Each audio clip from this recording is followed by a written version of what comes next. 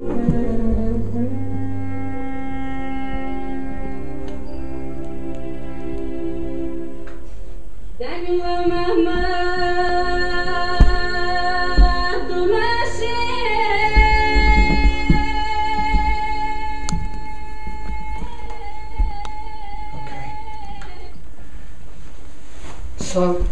I don't know what that speaks to you. I don't know if it does anything or not.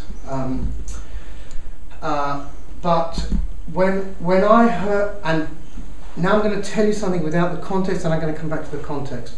When I heard that piece of music, it took me to my great-grandparents, who were from Romania.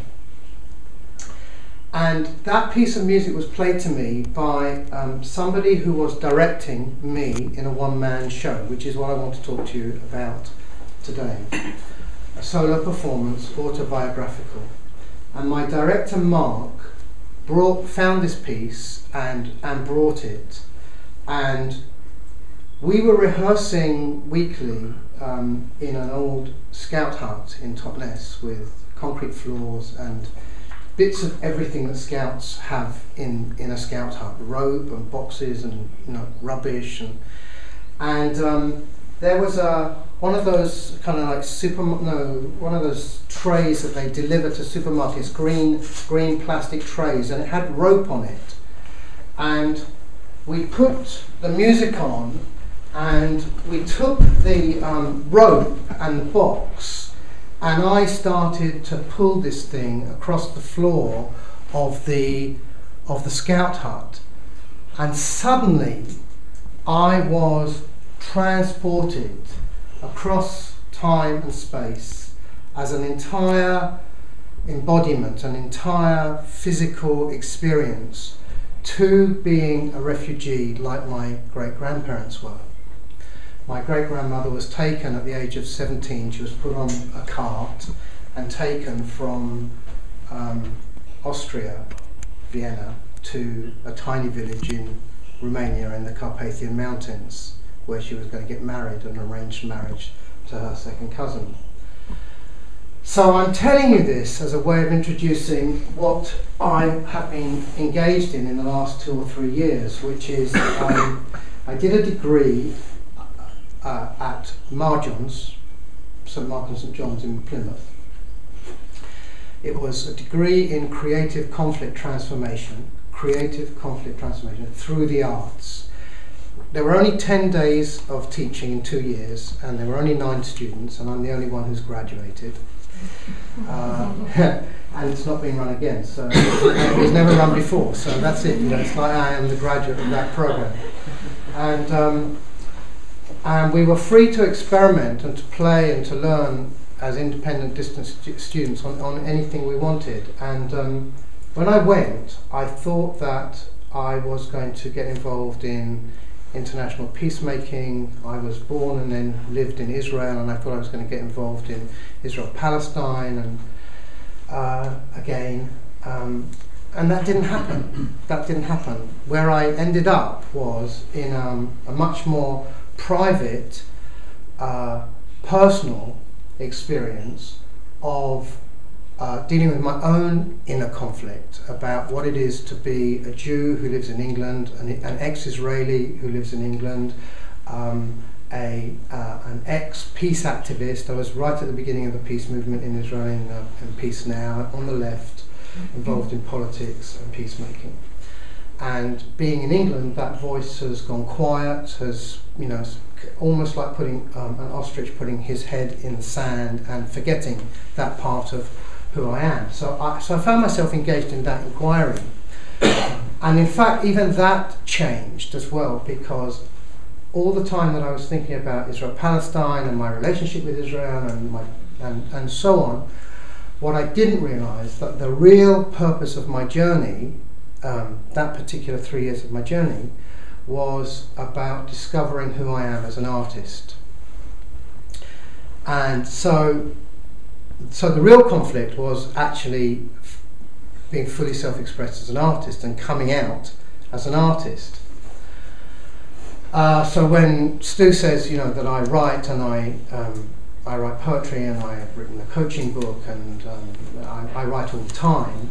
Actually, I also did this one. Now I've done this one-man show, so I've performed, and the experience of performing actually left me grounded in, yes, I am an artist. Okay, so what's all that got to do with coaching? The way that I worked with my director, he was a psychotherapist with a drama background. And he, any of you who live locally in Totnes may have seen him, Mark Drummond. He's performing in a trilogy called the Spelt Trilogy. Mark plays a homeless character. And I stumbled across him, we stumbled across each other. He'd never really directed before, and I'd never acted before, and we both had a reason for doing something together. And we spent about 100 hours, all in all, 100 hours, including the performances. But most of that was the rehearsals. And the rehearsals weren't rehearsals because we weren't really aiming for the performance. We were never really, that wasn't the thing. I wasn't being marked on the performance. So we could or could not have done it. But the rehearsals were like coaching sessions, only they were way more than coaching sessions. They were, they were embodiment, they were transporting, they were transformational. People have spoken today, I think actually in the other group, not in this group, about how do you find that aha moment? How do you as a coach help somebody to reach that aha moment? And we've reached that aha moment over and over and over again. The one with the cart that I was just describing was one. There was another moment where I was choosing to play my great-grandfather, who was an orator and an anarchist and a civil rights activist, and so I was speaking something that I'd written, and Mark said, no, I don't want to hear about that, that's all talking about him, I want you to be him. And I said, well, I don't know how to be him, I never met him, I didn't know him. And he said, don't worry about that. So so this box that I was using, I took the box, stood it on its end, and started to speak like my great-grandfather. Now his name was Morris Meyer, Morris, and I was named after him, Morris. So so it's like I was really being him.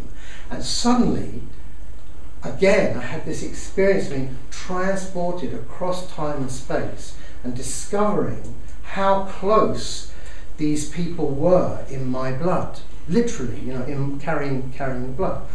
And there were more and more moments as we went on like that. Now, the other thing to tell you is that I was also, although I didn't know this when I started, there were so many things I didn't know, that I was also exploring a trauma.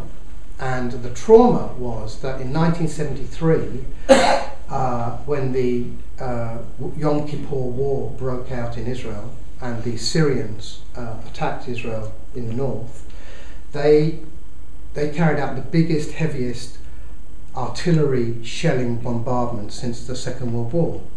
And it all landed on the kibbutz where I was living. So we were under fire with all the children asleep in the baby houses, and we had to throw them 30 feet in the air from one person to the next, from one person to the next, from one person to the next, with parents on one side of the village and children on the other side, and nobody knowing what was happening. We had to get these little ones, from their children's houses and baby houses down into the shelters. And when you're in that, you're not thinking about your own life, you're just doing something. But I didn't know that that it was left with, that it had left something, that I was carrying something from that. So we had this big circle on the stage, so to speak, which we never approached because that was the trauma. But it was also the shelter, and it was also the refuge, and it was all kinds of things. So we were playing with all these multi-dimensions as we went through these rehearsals. And what I realized was that for me, because just to go back one step, when Sally Mustafich, who some of you may know, who's part of Coaching Connect, when she was working with us, we came up with this tagline for our business: coach as artist, coaching as art. So this is the thing that I'm most fascinated by, is how do we train ourselves to be not mechanics and not technicians of social change, but actually see the world and be artists. And so this experience of working in this way with Mark led me to an understanding that here is a methodology for coaching. Here's a live methodology for anybody who wants to either expand their coaching repertoire or to go through the process themselves as a coaching process towards a solo performance, but not for the solo performance. You're not doing it for the performance, because the performance is just an end, it's just a moment on an ongoing journey. Now that led me to thinking, and we've heard all day today, I don't know if it's been the same in your group as in our group, but people have been speaking about the coaching journey as a metaphor all day. And I've been thinking about in the last few days about this metaphor of coaching journey. It's like, what kind of journey is it? Because there's all kinds of journeys. You know, I get in the car and come here, it's one kind of journey. I go on holiday with my wife, that's a different kind of journey. And I came up with this description for myself, having looked at what artists say about the journey, about the artistic journey, is that it's a pilgrimage. It's like a pilgrimage. And that coaching is actually a sacred endeavour. It's actually a sacred space and a sacred endeavour. And it's a special kind of encounter that Martin Buber, the philosopher, called meeting. He said all real living is meeting. It's that kind of encounter that the coach encounter is. And you guys may not know me very well, some of you may know me a little bit better, but you know, it's like I am the arch anti-tools, anti-techniques, it's like that just doesn't ring for me in coaching. So a pilgrimage to a sacred destination, a sacred journey and a sacred encounter are much more than metaphors that I think speak to what coaching, what the essence of coaching can be.